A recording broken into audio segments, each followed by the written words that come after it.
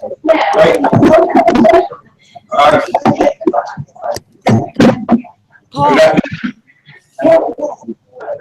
it's really painful.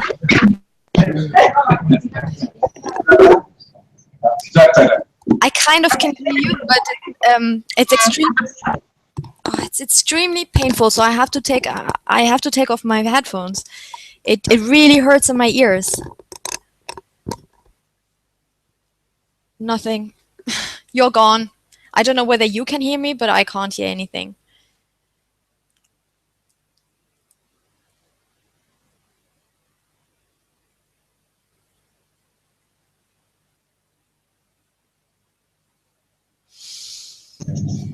Hello? Hello, can you hear us now? Yes, I can hear you. I think the best thing is, given the painfulness of the sound, why don't you just start your presentation straight away? Okay. So I'll just do that. And I don't know, because I'm going to disappear in a second. I received a gift from you. I don't know whether everybody did, but can you see this? I don't know whether you can see it, but thank you so much for the gift. It's much too large for me. It's an XL, but I appreciate it. So I don't know whether you can hear me at the moment, because for me everything is gone. All the sound is gone. I'll just start with the presentation now. Can you just nod your head if you can hear me? Okay, okay, good. Okay, so then I'll just start my presentation. Okay, so thanks so much for your interest in the German market, and whoever is in the room, thank you for joining me today. What I wanted to ask you, and I can't see anybody now, and I'm not sure whether you can see me because the camera seems to be switched off, but what I want people to do usually is in an interactive situation to think about Germany and what they know about Germany. So there are a couple of questions I would have, such as who's the head of state in Germany, and who's the head of government? How many federal states do we have? You can think about that. I'm going to give you the answers in a second, but we have a similar situation as in the UK, that we have a head of state, which in your case is the Queen, and in our case is President Joachim Gauck. I don't know whether you've ever heard of him. He's more there for representational reasons, but also has some power. The person who actually is the person who entertains most power is our Chancellor and head of government, which is Angela Merkel. Germany as such, as a country, is a member of the European Union, as I'm sure you're well aware. And also Germany is a country which that matters a lot for people who want to export, is a country that consists of federal states. So Germany has 16 federal states, and you can see them in the right bottom corner of the slide right now. It matters insofar as that because it's such a large country, often you may think of a certain region first that you want to focus on that is more likely to be interested in your products than another region. It also matters in terms of if you want to find an agent may only be responsible for one federal state or for two federal states. So thinking in terms of federal states matters. Also, other than the UK, where many of the things are focused in certain areas, or primarily London, I guess, but also, of course, in the Midlands, and also something else where Germany is a completely decentralized country. So we will have some industry in Berlin, we will have some industry in Hamburg, we will have a lot of industry in Baden-Württemberg and Bavaria, and also in North Rhine-Westphalia. So each of these federal states, some a little less, some a little more, but mostly industry can be found in most of the different federal states, and all these different federal states will be of importance. In terms of relevance of Germany, it is one of the most highly developed industrial nations, and it has the fourth largest national economy in the world after the United States, Japan, and China. For the UK, Germany is of particular significance, as it is the UK's #1 European export market and the #2 worldwide. And what I've been told recently is that just one federal state in Germany, in that case, for example, North Rhine-Westphalia, which is one of the largest, I want to admit that, imports more from the UK than India. So North Rhine-Westphalia on its own imports more from the UK than India at the moment. Germany's economy is not going very badly, actually. The unemployment rate in Germany, according to European standards, Germany has different standards, but according to European standards, it's 4.5%. Which is, as I said, the lowest in the EU. The employment rate is rising, and I'm saying all this, and that's up-to-date information from 2016, so including whatever has happened in this country in terms of refugee crisis. Employment is rising. We have 43 million people in employment, and we have relatively stable economic growth. Had stable growth in 2015 with 1.7%, and forecasts of economic growth for 2016 and 2017 again range from 1.7%, which comes from the current German government and central bank, to 2.0% from the OECD. A couple of things that are uncertain and that need to be considered when thinking about exporting is, what happens about the UK staying a member of the European Union or leaving the European Union. So the next slide is basically about the key fields of UK exports. What is the major exports the UK has to Germany? And #1 is petroleum, #2 road vehicles, another strong one is power generating machinery. And I will make my presentation available to you. I mean, I'm very happy for the presentation to be sent to attendees of the webinar. So I'm not going to go into all details, but you can have the facts and see what matters most and where the UK is currently strongest in terms of export to Germany. What we do like to give, despite the fact that the UK is so close a country and is only 1 or 2 hours flight distance away from Germany, depending on where we are, we very much like to give some general advice on Germany, because the philosophical traditions of both our countries are very much different.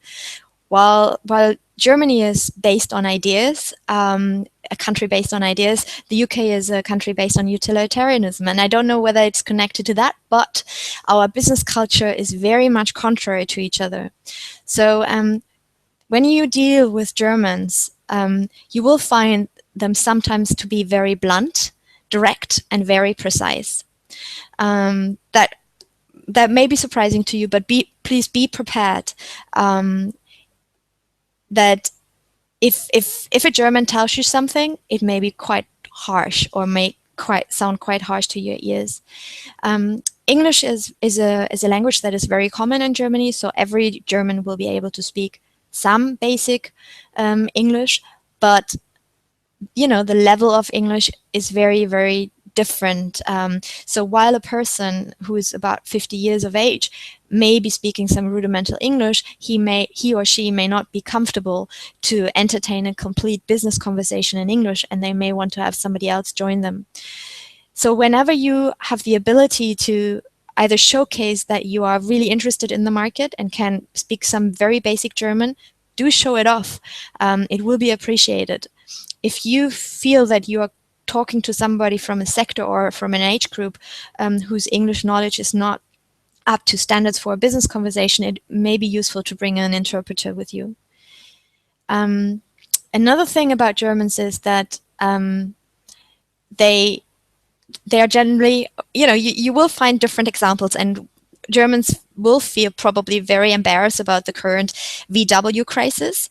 But in general terms, Germany stands for quality, it stands for reliability, and it has a pretty good reputation. So if you want to deal with a German, or if you do enter into a business relationship with a German, you will find that you get your money on time, But the German will also expect to get the products. And if that doesn't work out, you may have a problem and the business relationship will not continue. But if you manage to entertain that sort of relationship with a German and you do enter this sort of business relationship, you have a really good contract going, then it is very likely that the money will be coming in regularly and that you have established yourself in a long-term business relationship, which will bring benefits to you over many, many, many years. So Germans will be very, how should I say that, loyal to good relationships. So the next point is, how do you best market yourself? What matters a lot to Germans is not so much marketing, not so much how nice you can sell yourself. Of course, it matters as well, but they want to get down to the facts. Germans are a fact-driven country. So they want to know your USP. You need to have your USP ready. You need to know your USP and you need to be convincing, not just by nice adjectives, by using nice adjectives, but actually by proving that what you promise you can also deliver.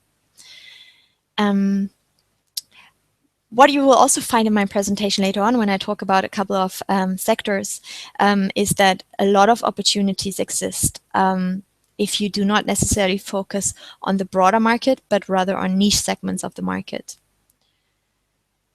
Another thing, again, to pay attention to is that I said it previously that English is quite common, but Germans will expect local adaptation, both in terms of culture as well as language. An example that I can give you is, while if you go to the Netherlands, you go to the cinema, you will see an English language film and it's going to be in English and you will have subtitles maybe, but the film will be in the original language. If you go to a cinema in Germany, it's very uncommon to see a film in the original language with subtitles. So the more likely it is that you get a dubbed film. So you will have to translate your trade literature. You will have to adapt to your product name to this market. You need to look at whether it makes sense, because sometimes you have words in English which mean something very different in German, because the languages are so close as well. But they mean something very different and maybe something very unintentional. You need to adhere to German standards, and again, make sure that you adhere also to the business culture and to the expectations, and also provide pricing information in euros if possible. There are a lot of do nots, don'ts when you talk to Germans. So, or you go to a trade show or you have a meeting arranged with a German. There are a couple of things that are very common in English that are totally unacceptable in German. I have to say that if you come there as a Brit, people will be tolerant enough to say, okay, he's a Brit, it's fine if he uses my first name. But in Germany, this is generally not the rule. So it's you don't say to somebody, hey, Mark, or hi, Michael. If you meet them for the first time, it's usually the second name. So don't use first names. Also, don't arrive without an appointment. So make an appointment first. Also, when you go to a trade show, again, make appointments. So, and make the appointments a long time in advance. German people like to make plans, and they make plans for trade shows at least 2 or 3 months in advance. So you need to really contact these people 2 or 3 months in advance if you want to get a proper appointment and appear professional. That may be sounding very strange to your ear, but it will help you to get through to the right person and to get an appointment with the right person. Don't be late. I think that's a given. And don't expect too much on your first visit. So you will have to see people again. People will build trust, or you need to build trust, and that may take a while until that kind of level of trust is there. And I mentioned long-term business relationships initially. So it takes a while until people really trust you. But if they do, then they will probably do so for very long. And reply. Of course, we also ask you to use our services, and I'm going to go into what UKTI offers in a moment. So as a summary, why export to Germany? It is a country that delivers certainty and gives you predictability. It has a highly developed infrastructure, which is very easy to access from the UK. Germany is a very good base, being so central in Europe, is a very good base to build your exports to other countries within Europe. And finally, last but not least, it is a leader in international trade fairs. There's a massive amount of international trade fairs in Germany, massively successful, still very much in demand. And these are the meeting places. So if you're really interested in the country, you should take up the international trade fairs and arrange meetings and trade fairs, see people face to face. A lot of things can be done digitally, and we do encourage you to use the digital way, and it definitely is very good to build something up. But eventually, face-to-face contacts will get you the deal. So do come to the trade shows, come to the market. It's not far away. Now, how does UKTI Germany work? Where are we located? UKTI Germany is based in Berlin, in Düsseldorf, and also in Munich. So basically, we're in 3 different parts of Germany, which also has to do with the fact that Germany is a decentralized country. What do we do as UKTI Trade? We provide market information for your respective sectors. We entertain relationships with German buyers to see whether we can find opportunities and demand for British products, which then will be listed as export opportunities on the UKTI websites. We identify potential German business partners for you. We organize receptions, seminars, product launches, and we also offer a press release service. Another service that we offer is that we do not just go to trade fairs, which of course we do. We also accompany you to trade fairs, so to help you enter certain talks or find certain people, help you also in your first attempts or later conversations. At the moment, and UKTI is an organization that undergoes quite a bit of change at the moment, but we have different sector experts. We call them senior trade advisors. So we have people who are experts in certain areas where they have better networks than other people have. And you can see on that slide who's responsible for which sector and which sectors do we cover at the moment. So our priority for the moment is everything with clothing, consumer, food and drink is James Scott. Biotech, pharmaceuticals, chemicals, and healthcare is Aicha, as well as financial services, Aicha Kilici. I cover creative and media, tourism, consumer goods, and education. My colleague Kerstin, also here in Berlin, covers agriculture, fisheries, energy, and environment. Gisela Heine is responsible for construction, transport, railways, security. Astrid Ritter-Heinrich in Munich covers automotive and motorsports. Jane Kurtz and Judith Schneider cover engineering, aerospace, and airports, and Frank Ambos, ICT and electronics. The first couple of people are based in Düsseldorf. Myself, Kirsten, and Gisela are based in Berlin, and Astrid, Jane, and Frank are based in Munich. Now, there's lots of sectors that we cover, and I have heard that the people attending the show today in Leicester are primarily covering advanced engineering and services. So I'm just going to focus on a couple of sectors.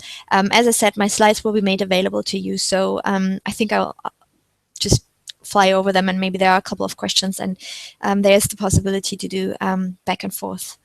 So life sciences, biotech, and the pharma sector is a very innovation-driven sector in Germany. We have more than 300 universities and over 300 research institutes, some of them private, some of them affiliated to universities. Germany has the largest biopharma industry in Europe. The UK is number 2, and over 500 dedicated biotech companies. There are 25 biotech clusters in Germany all over the country, and connected to them are 63 universities and 26 technical colleges. The number of people employed by the biotech and pharma industry is rather small, 27,000 people, and the largest subsector in the pharma sector is red biotech. And what you can also see is the R&D the amount of R&D that goes into that sector. And this is certainly an area where collaboration with the UK is a possibility. So where there's room for growth, R&D for sure, in medical technology and nanotechnology, in white industrial biotech, and in the agrochemical sector. Very close to biotech is the healthcare sector. Germany has, it's got the largest population in Europe, and it also has an aging population, so it's not very surprising that it also has the largest healthcare market in Europe, the third worldwide after the US and Japan. The biggest industry sector in today's economy is then also the healthcare sector, with a current spend of, and that is quite a massive amount, 328 billion euros, which is more than 11% of the German GDP.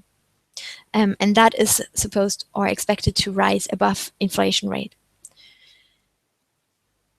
What are the opportunities in the healthcare sector? There's a wide range from wound care products to a high-tech medical device. There's a private market for healthcare products. And also, as I mentioned, we have an aging population, so there is a widening or an increasing market for healthcare products. Not written down here, but I do think that R&D also in the healthcare sector is an area where collaboration is possible. The challenges are a dual healthcare system. What I mean by that is that we have private insurance and public insurance. It is a highly regulated market, and you will find that it is a very competitive market. And something which holds true for basically most of the areas in Germany or the sectors in Germany is that whenever there's a niche market, there are also possibilities and opportunities to break into the market. It's something that you will hear again and again. The chemical sector. Germany is the fourth largest chemicals market in the world. It exports a massive amount of what it produces. It's the global exporting champion, or it has been the global exporting champion in the chemicals industries. The German market turnover amounts to 12% of the world market share, and the largest chemical company, BASF, is based in Ludwigshafen in Germany as well. The UK is a very strong importer of chemical products, but at the same time, we also see that Germany imports a lot from the UK. The main production areas where Germany could need supply material are fine chemicals, polymers, pharmaceuticals, and petrochemicals. And we've seen that initially the petrochemical sector was the top #1 importing sector for Germany from the UK. Germany imports 8 billion euros worth of chemicals from the UK. So it is a massive opportunity.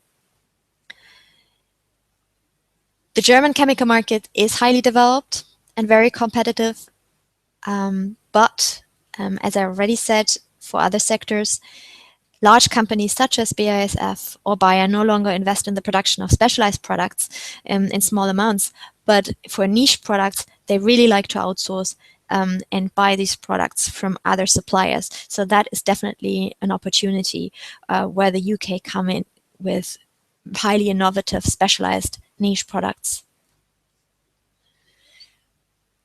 Infrastructure rail. I'm not going to go into the details. I'm just giving you a couple of main facts. Germany has Europe's largest railway market. Germany has something like Deutsche Bahn, and you will have heard about Deutsche Bahn before because they want to invest in the British rail system, or they a partly private, partly public, state-owned company wants to invest into national rail. Germany's road infrastructure is probably one of the largest in Europe, and other infrastructure that we have are pipelines, waterways, and the electric grid, etc. The money that is spent in the German rail sector every year on infrastructure was more than 5 billion euros annually for maintenance, modernization, and construction of new lines. That is certainly a market where German buyers are open to products and material from other countries. So I know that my colleague Gisela Heine is taking buyers, for example, over to the UK to meet suppliers for the railway sector, and German buyers from Deutsche Bahn have an open ear and open eyes to source products from other countries. So that is definitely also an opportunity. The investments in the German road infrastructure is approximately 10 billion. It comes from the federal budget. And I already talked about Deutsche Bahn. They have an annual purchasing volume of approximately 28 billion euros. And you can also see how they spend it. So 50% for construction, 33% for electronics, signaling, etc., and 10% for rolling stock. Again, something where UK companies can find their way in. That's primarily the construction sector. Construction industry is working quite well in Germany.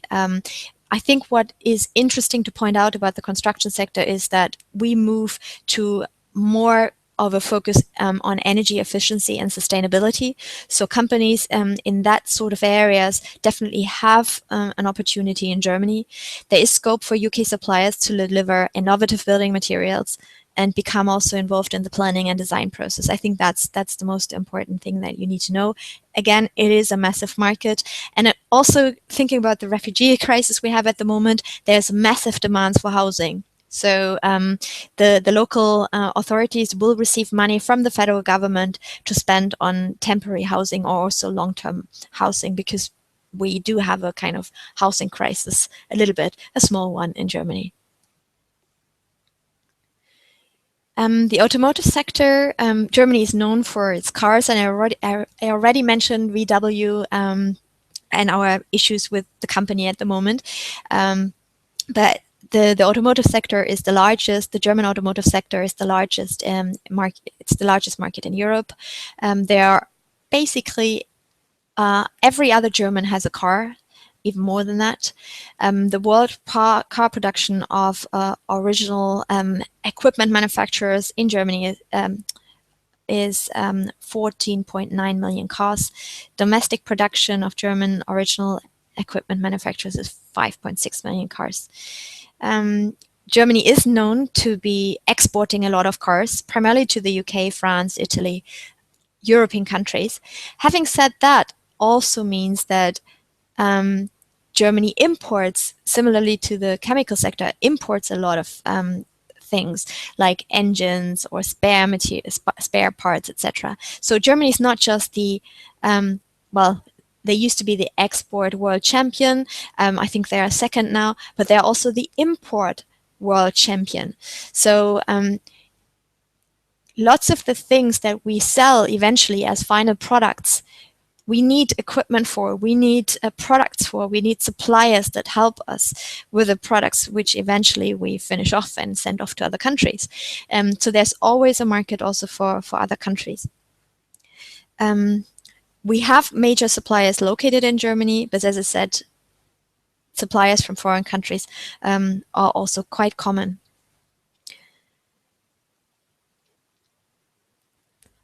There are about 1,300 companies that supply direct to original equipment manufacturers.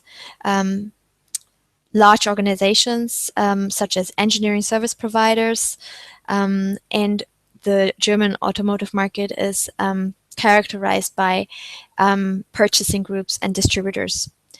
Where are the opportunities? And I have to say, and you will have noticed, my colleague who covers automotive provided that information. I'm very happy to put you in touch if you want to have more information. But the key opportunities or fields are innovative products, fuel efficiency, weight reduction, composite materials, the development of alternative technologies, hybrids, e-vehicles, where the German government just launched a new initiative giving every German who buys an e-vehicle 5,000 euros in order to buy this, so there is definitely a market. Fuel cells, Autonomous driving, connected cars, mobility is something where research is much more advanced in other countries than in Germany. So there's, again, opportunities, and German companies need to catch up. And of course, small niche products, motorsports, and commercial vehicles are areas of opportunities. As for the energy market, I'll make it very short, and I think what shows this very nicely is the graph that I give you there. So what's the electricity mix in Germany in 2020? What is it going to look like? And what you can see is that Germany is very strong, or wants to push for renewable energies. So there's going to be a massive increase and support for renewable energies in Germany, so certainly an area that you could focus on. Where are the opportunities? Innovative and niche products and services. Companies are happy to source internationally. They need to compete. Price and quality matter. R&D cooperations. I have a colleague, Kirsten Raj, who really focuses on the nuclear exit. It's something where we see, or where we think that we can really deliver in a couple of years. But you may have heard that Germany wants to shut down most of the reactors. So the phase out of the remaining 9 reactors that we still have takes place by 2022, and that of course offers massive opportunities in decommissioning as well as maintenance services. There are throughout, opportunities in the renewable sector, offshore, again, something that is currently very strong. I don't know what it's going to look like in a couple of years, but currently it's like one of the major topics here in Germany: energy efficiency, energy storage, fuel cells. So any green and innovative technologies is something that Germany invests a lot of money in. I'm coming to one of the last sectors, and I have covered way more than that. So the slides that I will make available will provide you way more information than just what I've talked about. So if you are representing a sector that I haven't covered, you will find the information on the slides that will be made available to you. Germany is very strong also on mechanical engineering. The turnover of the sector is 200 billion. Again, it's an export-dominated sector. Companies that are the big players are Siemens, ThyssenKrupp, Bosch, Linde, etc. Mechanical engineering, like many sectors in Germany, are dominated by small and medium-sized companies. You will often know the biggies, but Germany is a country of the so-called Mittelstand, so medium-sized family-owned companies. There are strong clusters in specific areas of Germany, and that would be in the west, North Rhine-Westphalia, and in the south, Baden-Württemberg and Bavaria. There are lots of hidden champions. The hidden champions are kind of the Mittelstand, or the suppliers. Nobody knows them, but actually they employ quite a lot of people and make turnover. You would be surprised. It is a very competitive market with opportunities for high-end and niche products. I do still have some other slides. I'm just going to go over them now because time is over, so I'm not going to go into depth. ICT market, very relevant. Again, R&D collaboration, B2B and B2C e-commerce market, very big.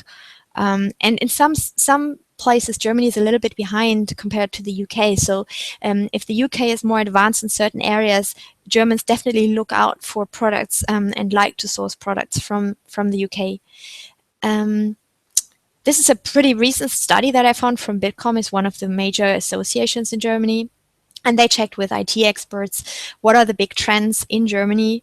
And you will not be surprised, many of them will be similar to the UK, but some of them will be outstanding. Cloud computing, they named IT security, is a big topic, big data, of course. And maybe more relevant than in the UK for us is smart factory, industry 4.0, as we call it.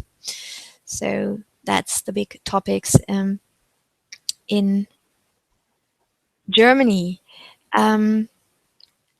I have been told that there's not a lot of consumer products, so I'm not going to go into the consumer products.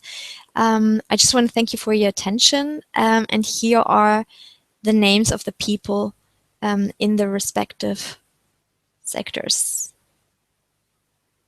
And with that, I close my presentation, and I hope that you actually heard me, which I don't know. I can see you. Hi. So, Thank you, Miriam. yes. Thank you very much for a really extensive presentation. Unfortunately, we have gone a little bit over time. So what we'll do is we'll have a few questions, but we will forward them to you if it is okay. That's fine. That's perfect. Yeah. Thank you very much indeed for once again an excellent presentation, and we hope you enjoy the Leicester City football shirt. Can I ask you one quick question though? Should I just send you the presentation, the full presentation, so that you can just... Sorry, I didn't catch that. Okay. Do you want me to send you the presentation, and then you can distribute it to the people so that they have the stats and everything?